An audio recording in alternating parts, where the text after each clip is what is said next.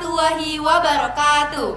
Halo semuanya, Perkenalkan, kami dari kelompok 7 yang beranggotakan saya Nila Pitaloka. saya Sabita Putri Mendari. Pada kesempatan kali ini, Kami akan menceritakan kisah menarik. tentang seorang pahlawan yang bernama Sayuti Melik. Selamat menyaksikan.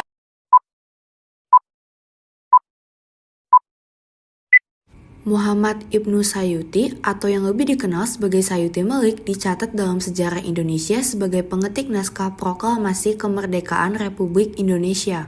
Sayuti Melik dilahirkan pada tanggal 22 November 1908. Ia merupakan anak dari Abdul Muin alias Parto Prawito, seorang bekel jajar atau kepala desa di Sleman, Yogyakarta.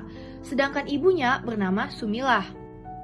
Nasionalisme sudah sejak kecil ditanamkan oleh ayahandanya kepada Sayuti kecil. Ketika itu, ayahnya menentang kebijaksanaan pemerintah Belanda untuk menggunakan sawahnya untuk ditanami tembakau. Pendidikannya dimulai dari sekolah Ongkoloro di desa Srawelan sampai kelas 4 dan diteruskan sampai mendapat ijazah di Yogyakarta. Ketika belajar di sekolah guru di Solo pada tahun 1920, ia belajar nasionalisme dari guru sejarahnya yang berkebangsaan Belanda bernama H.A. Zunrik. Pada usia belasan tahun itu, ia sudah tertarik membaca majalah Islam.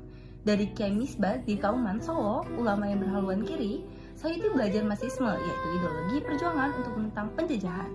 Perkenalannya yang pertama dengan Bung Karno terjadi di Bandung pada tahun 1926.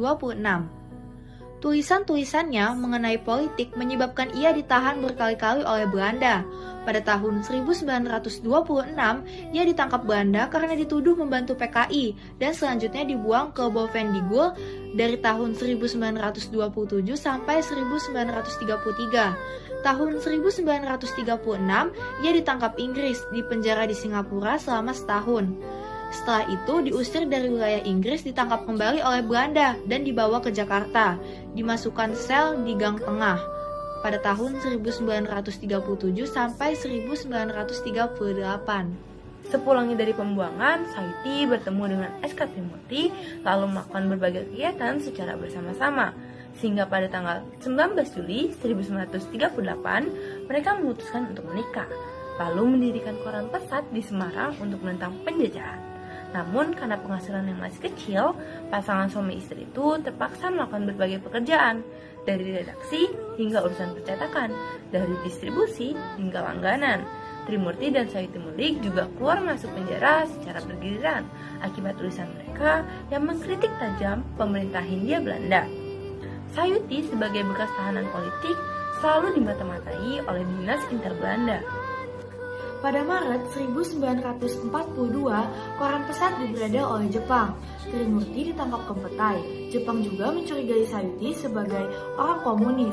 Setelah 1 tahun ditangkap, pada 1943, dengan resmi berdirinya Putra yang dibawa pimpinan 4 serangkai, Soekarno memerintah Jepang untuk membebaskan Trimurti. Lalu Trimurti dan Sayuti dapat hidup relatif lebih tentram dan tenang di sisi Bung Karno.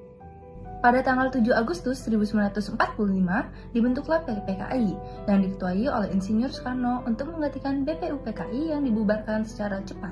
Selanjutnya, tanpa sepengetahuan Jepang, keanggotaan bertambah 6 orang termasuk Sayuti di dalamnya, sehingga menjadi 27 orang. Dalam peristiwa Rengas Dengklok, Sayuti Melik termasuk dalam kelompok Menteng 31 yang berperan dalam penculikan Soekarno dan Hatta pada tanggal 16 Agustus 1945. Mereka membawa Soekarno dan Hatta bersama Fatmawati dan Guntur yang baru berusia 9 bulan ke Rengas Dengklok dengan tujuannya agar tidak terpengaruh oleh Jepang.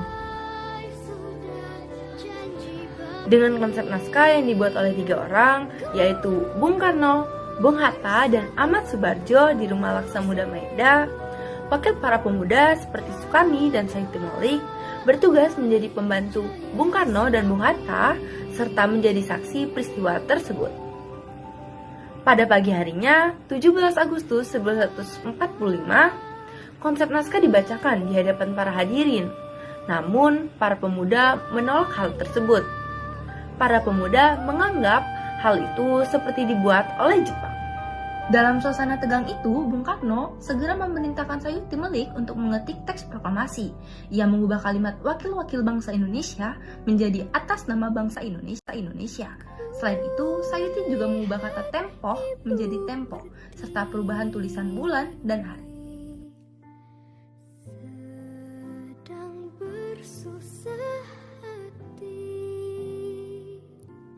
Sayuti Melik meninggal pada tanggal 27 Februari tahun 1989 setelah setahun sakit dan dimakamkan di Taman Makam Pahlawan Kalibata. Sayuti Melik memiliki peranan yang sangat besar dalam kemerdekaan Indonesia. Selama hidupnya, ia pernah menerima Bintang Mahaputra tingkat 5 dari Presiden Soekarno dan Bintang Mahaputra Adi Prana II dari Presiden Soeharto. Sekian kisah dari kami. Jika ada kesalahan, kami mohon maaf. Wassalamualaikum warahmatullahi wabarakatuh.